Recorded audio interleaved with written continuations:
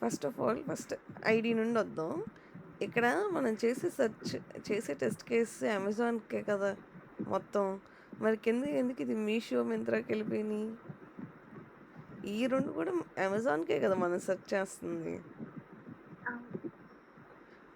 మనప్పుడు అది అమెజాన్ అనేగా ఉండాలి ఇక్కడ.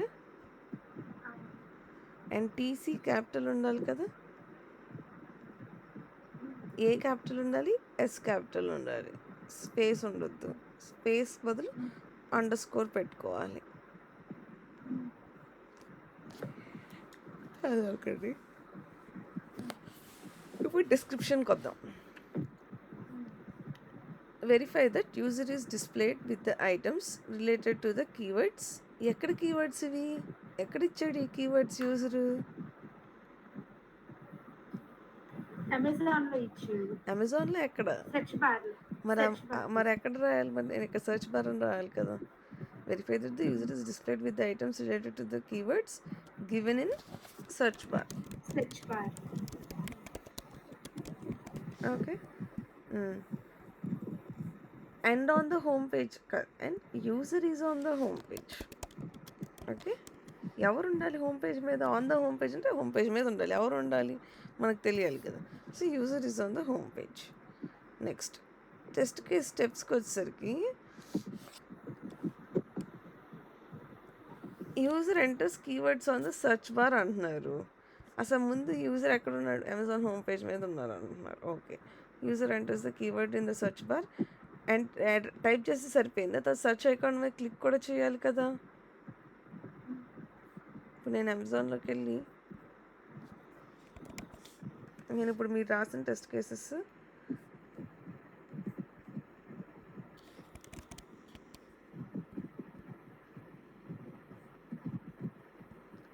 నేను టెస్ట్ చేద్దాం అనుకుంటున్నాను. మీరు నాకు స్టెప్స్లో ఇక్కడ ఏదో ఒకటి ఎంటర్ చేయమన్నారు. సో నేను ఎంటర్ చేశాను, అయిపోయింది. అయిపోతే మనకు సెర్చ్ రిజల్ట్స్ వచ్చేసినాయి. రాలేదు కదా, నేను దీని మీద క్లిక్ చేయాలి కదా. సో అప్పుడు దానికి కూడా స్టెప్ రాయాలి కదా. ఒకటే షీట్లో నెక్స్ట్ లైన్కి వెళ్ళాలనుకోండి. మామూలుగా ఎక్సెల్లో ఏంటంటే ఇక్కడ మనం ఎంటర్ కొడితే నెక్స్ట్ లైన్కి వచ్చేస్తుంది. అలా కాదు, మనకున్న దాంట్లోనే నెక్స్ట్ లైన్కి వెళ్ళాలనుకోండి.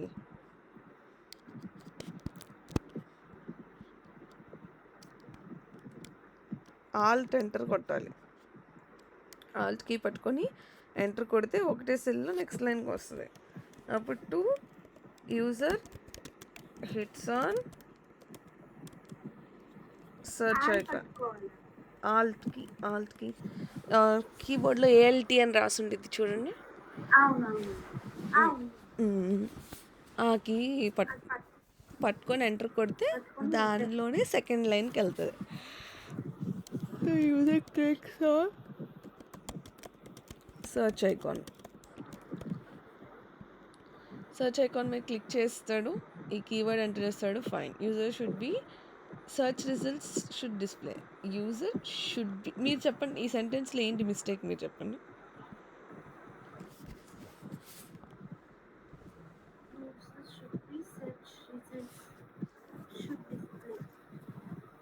ఐటమ్స్ అనేది అసలు ఏం డిస్ప్లే చేశారో రాయలేదు. కాదు, సెంటెన్స్ ఫార్మేషన్లో అడుగుతున్నాను.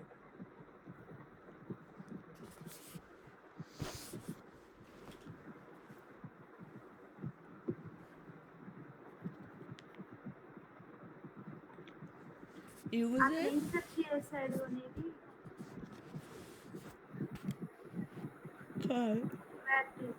కాదు. షుడ్ ఎన్నిసార్లు రాశారు మీరు? 2 times రాశారు. ఓకే, మన ఏంటి user should be search results అంటే యూజర్ అనేవాడు సెర్చ్ రిజల్ట్స్గా మారాలా? కాదు కదా. User should be search results అంటే మీనింగ్ ఏంటి? యూజర్ ఉండాలి. షుడ్ ఎవరు ఉండాలి? యూజర్ సెర్చ్ రిజల్ట్స్గా మారిపోవాలా? కాదు కదా. User should be displayed with the search results. Should display కాదు. ఓకే, అది ఎలా రాయాలి? User should be displayed with the search results. మళ్ళీ user should be displayed the search results అని రాయకూడదు. User should be displayed with the search results. Okay, next ఇప్పుడు ఈ line ఇలా వెళ్ళిపోతుంది కదా, సెల్ దాటేసి. అలా వెళ్తున్నప్పుడు అది ఒకటే లైన్లో ఆ సెల్లోనే ఫిట్ అవ్వాలంటే ఇక్కడ పైన వ్రాప్ టెక్స్ట్ ఉంటుంది, అది కొడితే అది ఆ బాక్స్లోకి వచ్చేస్తుంది. ఓకే. ఇప్పుడు దీనిలో మిస్టేక్ ఏంటో మీరే చెప్పండి. థర్డ్ దానిలో టెస్ట్ డిస్క్రిప్షన్లో ఏం ఏం తప్పు రాశారు?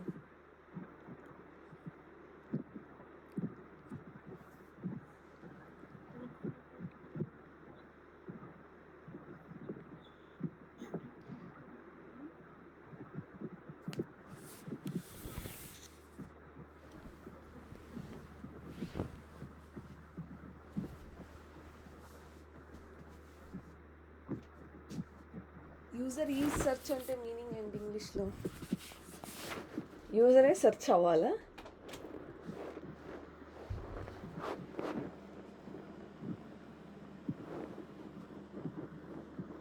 యూజర్ సెర్చ్ అని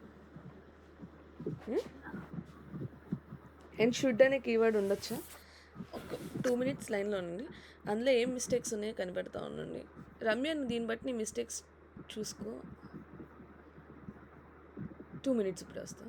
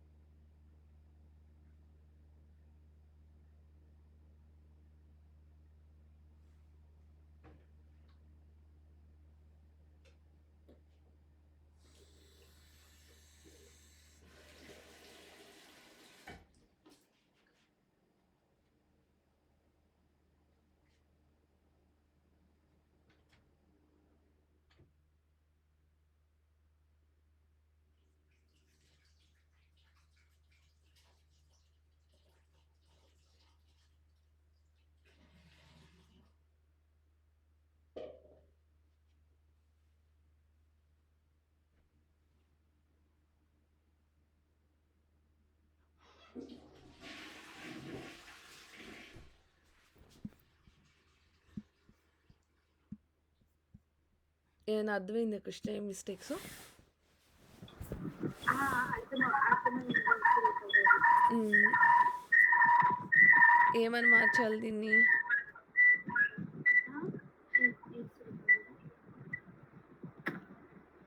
సెంటెన్స్ ఫార్మేషన్ కరెక్ట్గా లేదు. సో ఏమేమి తీసేయాలి మనం దానిలో? యూజర్ ఈజీ అని ఒకటి సెర్చ్ షుడ్, అది షుడ్ అనేది రాకూడదు. షుడ్ నేనే చెప్పాను. అది కాకుండా verify that the user should తీస్తాం. ఇప్పుడు ఏమైంది? User is search update to only show the items from the selected category.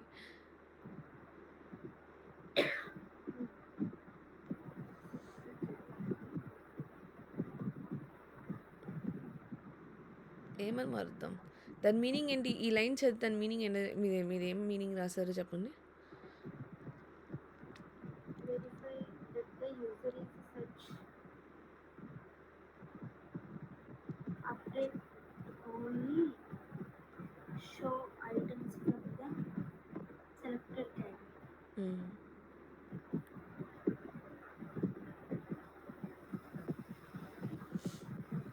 Verify that the user is తర్వాత ఏం వాడాలి? డిస్ప్లేడ్ అంటే కంటికి కనిపించాలి, యూజర్కి ఏం కనిపించాలి?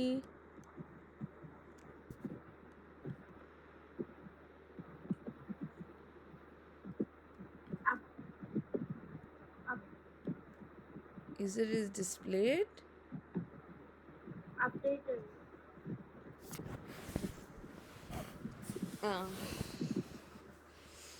అప్డేటెడ్ కాదు. Verify that the user is displayed to show items from the selected category. ఇది దేని బట్టి రాశారు మీరు ఈ రిక్వైర్మెంట్లో? ఇది కదా, given I have performed a search when I only apply filters based on categories, then the search result should update to only show items from the selected category. So మనం ఏం రాయాలి? Verify that the user is displayed with the search results that contain only the items from the selected category. Verify that the user is displayed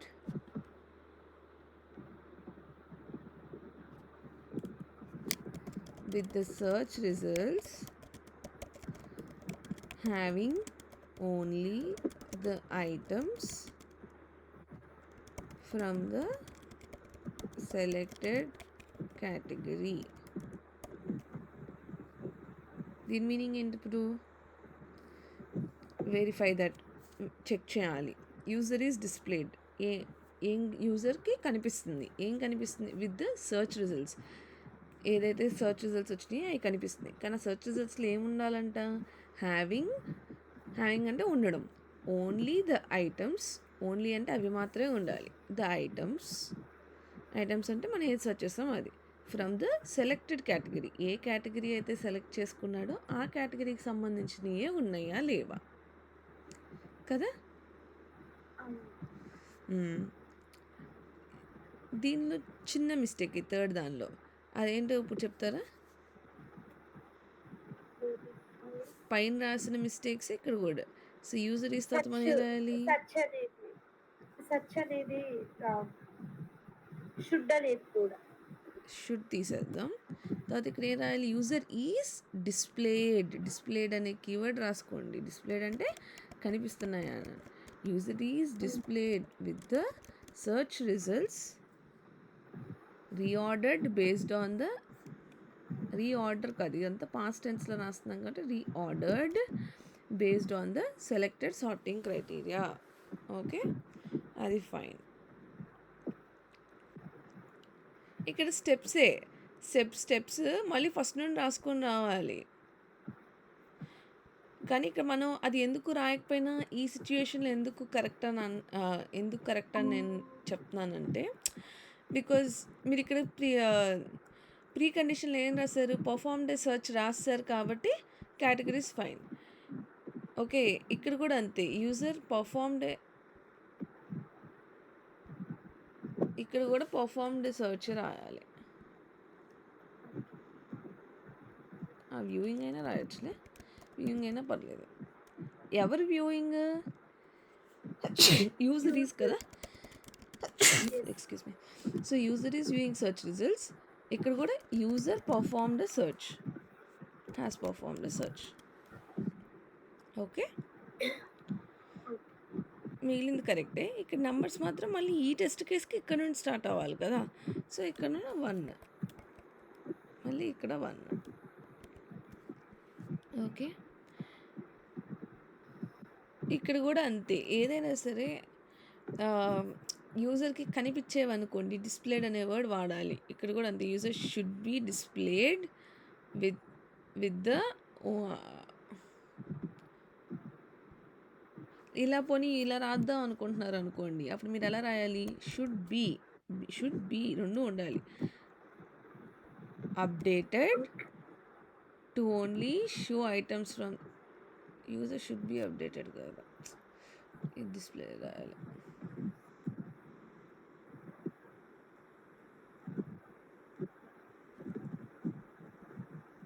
లేకపోతే ఇక్కడ ఏం రాయొచ్చంటే user should be displayed with the updated items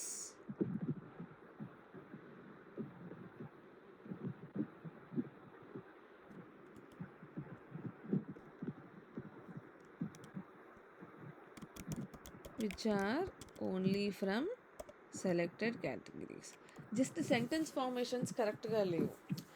okay, మీకు అర్థమైంది ఏం రాయాలో ఏం చేయాలో, బట్ జస్ట్ ఏంటంటే ఆ సెంటెన్స్ ఫార్మేషన్ కరెక్ట్గా రావట్లేదు. యూజర్ ఈసారి నుంచి సెంటెన్స్ ఫార్మేషన్ కూడా చూస్ చేస్తాను. జస్ట్ ఏం చేయాలంటే లైక్ ఇప్పుడంటే నేర్చుకుంటున్నారు కాబట్టి ఓన్గా ట్రై చేయండి. బట్ రియల్ టైంలో మీరిద్దరు ఎప్పుడైనా చాట్ జిపిటీ గురించి విన్నారా?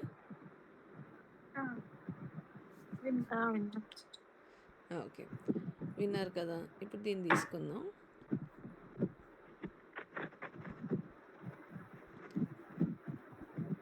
ఇప్పుడు చాట్ జిపిటీ ఏం చేయగలిగితే చూపిస్తాను చూడండి.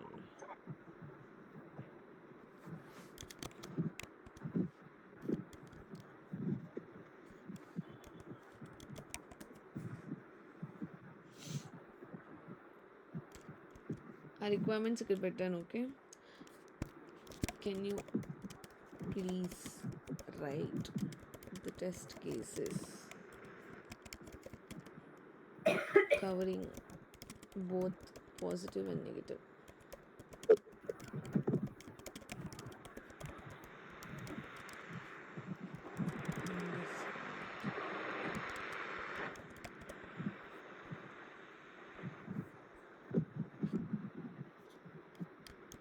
సో దానికి ఎలా రాయాలో ఫార్మాట్ ఇచ్చామనుకోండి, మీరు ఇక్కడ ఎక్సెల్ షీట్ అయినా అటాచ్ చేయొచ్చు, లేకపోతే దానికి ఇలా ఇవ్వచ్చు. ఇప్పుడు చూడండి అది ఎన్ని రాస్తుందో.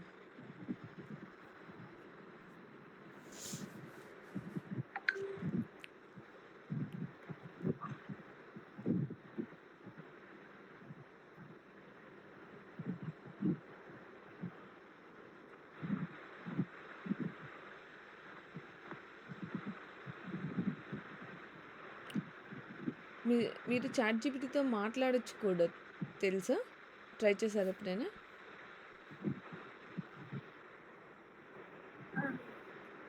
ట్రై చేసేది.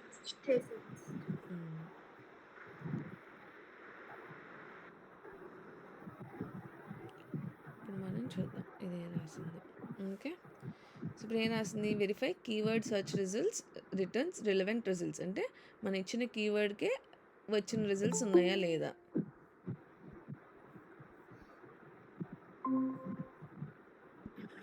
రమ్యది కూడా పెట్టింది గ్రూప్లో. రమ్యది కూడా చూద్దాం. User is on the home page. స్టెప్స్లో enter laptop in the search bar and press enter. Search results show only related to laptop. No results message should be message displayed.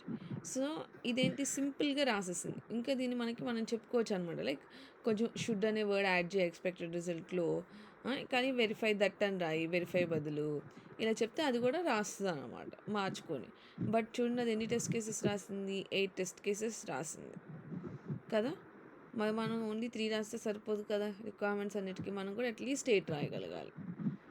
Okay, మీకు real టైంలో ప్రాజెక్ట్కి వెళ్ళినప్పుడు ఇలా రాయలేకపోతుంటే just ఆ requirement ఇక్కడ paste చేస్తే అదే ఇలా నీట్గా రాసి ఇచ్చేస్తుంది. ఇప్పుడు రమ్య ఏం రాసిందో చూద్దాం.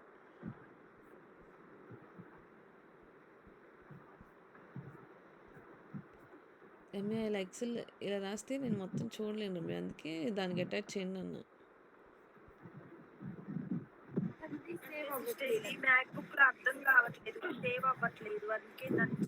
కమాండ్ ఎస్ కొట్టాలి మ్యాక్బుక్లో.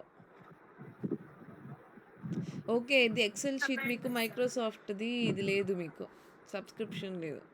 డబ్ల్యూపిఎస్ యాప్ డౌన్లోడ్ చేసుకోండి. మీకు మైక్రోసాఫ్ట్ అకౌంట్ ఇది ఉంది, సబ్స్క్రిప్షన్ రిక్వైర్డ్ టు ఎడిట్ అంటున్నాడు కదా.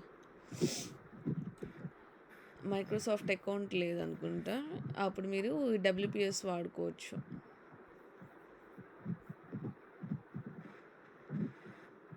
ఓకే, బట్ ఊరికి చూద్దాం కనిపించినంత వరకు.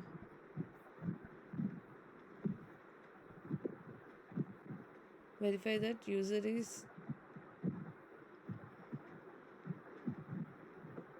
ఈ 3 సేమ్. మీ ఇద్దరు సేమే రాసినట్టున్నారు, సేమ్ మిస్టేక్స్ ఉన్నాయి. ఇదొకటి కరెక్ట్ చేసుకోండి.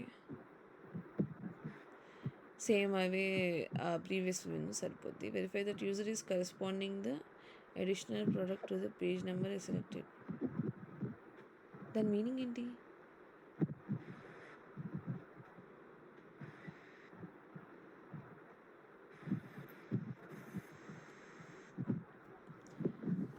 Verify that the user is navigated to the page number selected. Okay, corresponding to the additional product ఏంటి? నాకు అర్థమైంది. దాన్ని బట్టి మీరు ఏం రాద్దాం అనుకున్నారంటే పేజ్ నెంబర్ కింద ఏది సెలెక్ట్ చేస్తే ఆ పేజ్కి నావిగేట్ అవుతున్నారా లేదా అని కదా. సో అప్పుడు ఏం రాయాలి? Verify that user is navigated. ఒక పేజ్ నుండి నావిగేటెడ్ అనాలి. Navigated to the page number selected రాస్తే సరిపోయింది.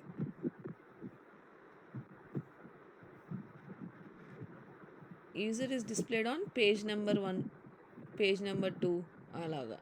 యూజర్ ఈజ్ రిజల్ట్స్ కాదు, user is displayed with the results. User is on search results. Okay, అలానే ఇక్కడ పైన user is on perform day search కాదు, user perform day search.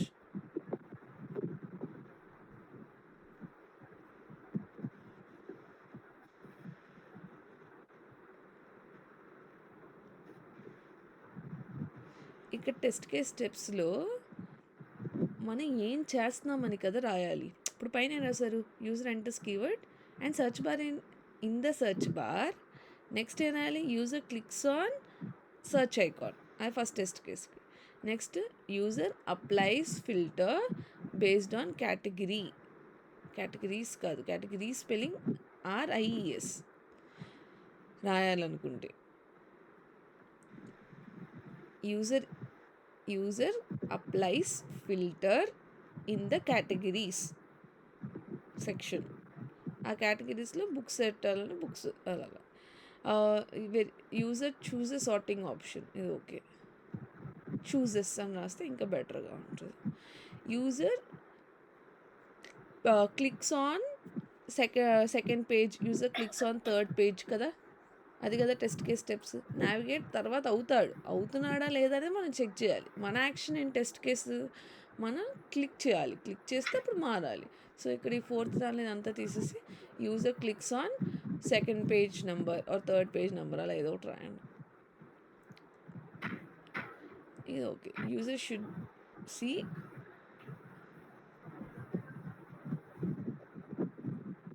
Okay. ఆ next పేజ్లో వచ్చే అడిషనల్ ప్రొడక్ట్స్ చూడాలన్నా user should see additional products corresponding to the page number I selected. ఇది కరెక్టే. To the page number I selected కాదు కదా, user selected కదా. సో ఆల్రెడీ యూజర్ ఇక్కడ రాస్తాం కదా, సో ఇక్కడ ఐ పెట్టక్కర్లా. ఇది okay. User should be displayed with the search results. Same ఇందాక తనకి ఏం చెప్పానో అది చూసుకో సరిపోయింది. సో ఇప్పుడు ఈ 3 అర్థమైనాయి కదా. ఇవాళ ఇంకొక యాక్సెప్టెన్స్ క్రైటీరియా ఇస్తాను, దానికి రాయడానికి ట్రై చేయండి.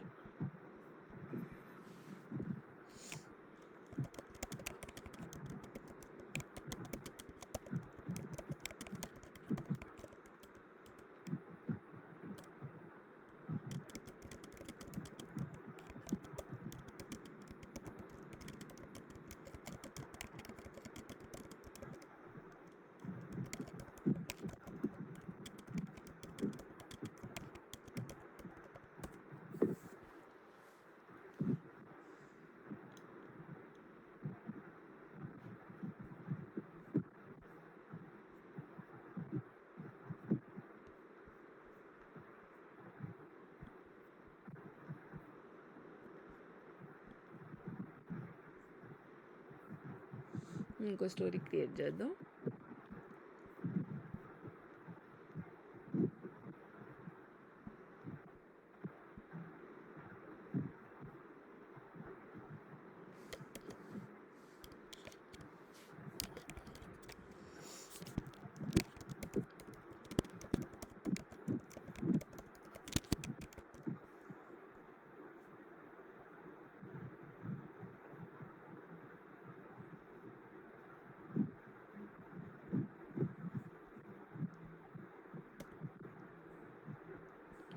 నేను ఈ నెంబర్ పంపిస్తాను వాట్సాప్లో. మీరు దీనిలో చూసి రాసేసి రేపు క్లాస్కి వచ్చేసరికి ఇక్కడ అటాచ్ చేసేసి ఉండాలి. ఓకే, ఇక్కడ ఉన్న అటాచ్మెంట్స్లో అటాచ్ చేసి ఉండాలి.